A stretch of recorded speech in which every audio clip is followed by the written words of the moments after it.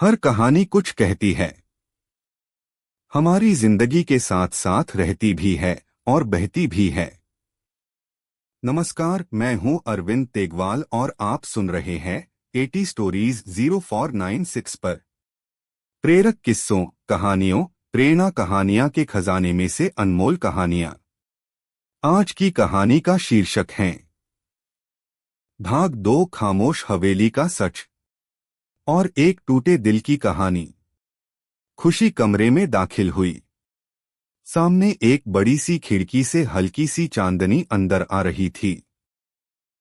कमरे की दीवारों पर हल्का नीला वॉलपेपर, सुनहरे फ्रेम में पुरानी तस्वीरें और एक कोने में खूबसूरत सी किताबों की अलमारी थी। लेकिन न तो ये चांदनी उसे सुकून दे रही थी, न ये महल जैसा कमरा। उसने धीरे से जमीन पर रखे लहंगे का घेरा समेटा और एक कोने में रखी चेयर पर बैठ गई। रात 1:45 बजे। खुशी को नींद नहीं आ रही थी। तभी कमरे का दरवाजा धीरे से खुला। रजत अंदर आया। यहाँ की हवा भारी लग रही है ना? रजत की आवाज धीमी थी, लेकिन उसमें कोई रुखाई नहीं थी। खुशी चौंकी लेकिन कुछ बोली नहीं। तुम सोच रही होगी कि तुम्हारी जिंदगी खत्म हो गई, लेकिन सच्चाई ये है कि अब असली जिंदगी शुरू हुई है, रजत ने कहा और खिड़की के पास जाकर खड़ा हो गया। कुछ पल खामोशी रही। फिर रजत ने कहा, मैंने इस शादी के लिए हाँ इसलिए कहा क्योंकि मैं जानता था तुम्हारे पास ना कोई और रास्ता है, ना कोई सहारा। तो फिर तुमने मुझसे शादी क्यों की? क्या मुझे और सजा देने के लिए?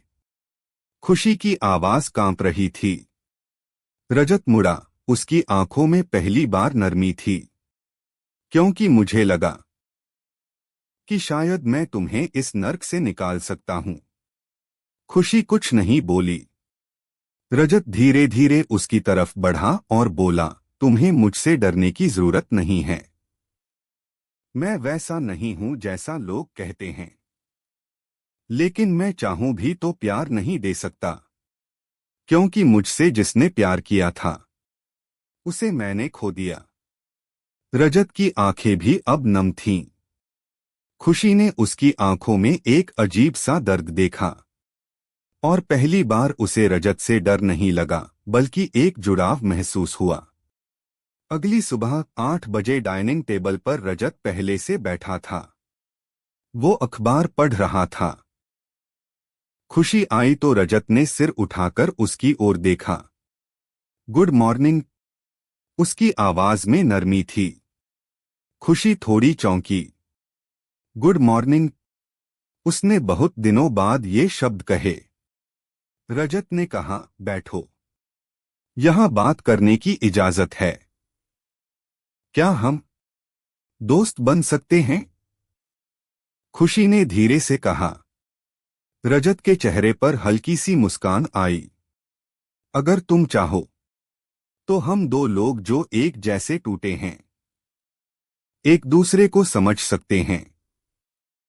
कुछ दिन बाद खुशी अब रोजाना बगीचे में कुछ देर बैठने लगी थी।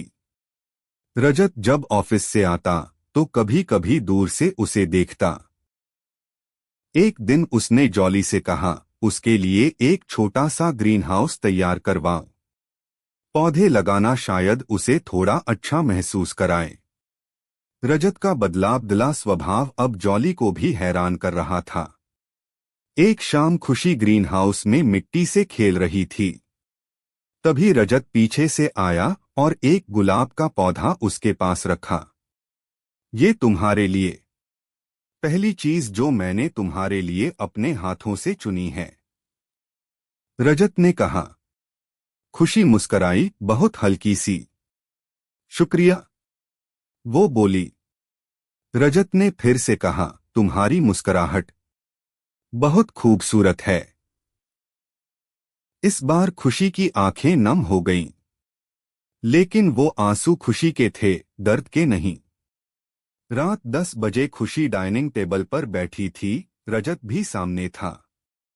मैं अब इस रिश्ते को जीना चाहती हूँ।